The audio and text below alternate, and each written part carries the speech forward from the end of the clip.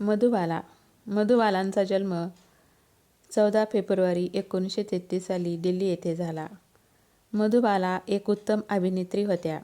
वयाच्या 8व्या वर्षी त्यांच्या कुटुंबासहित त्या मुंबई येथे स्थायिक झाल्या व तेव्हापासून बाल कलाकार म्हणून त्यांचा अभिनय प्रवास सुरू झाला.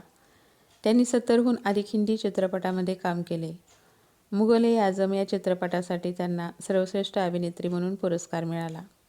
हा चित्रपट त्या काळात सर्वाधिक कमाई करणारा चित्रपट होता. त्यांनी 3 चित्रपटांची निर्मिती केली. दिलीप कुमारने त्यांच्याशी लग्न करण्यास नकार दिला. त्यांचे किशोर कुमारबरोबर 1960 मध्ये लग्न झाले.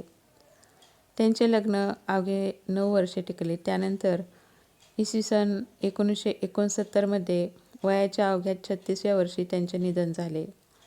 त्यांना श्वासासंबंधी आजार होता, त्यामुळे त्यांना श्वास घेण्यास त्रास होत होता. त्यातच त्यांचे निधन झाले. त्यांच्या चेहऱ्यावरचे हावभाव, अभिनय कौशल्य, प्रतिभा, व्यक्तित्व, सुंदरता हे सर्व पाहून म्हटले जाते की मधुबाला भारतीय चित्रपटाच्या महान अभिनेत्री होत्या.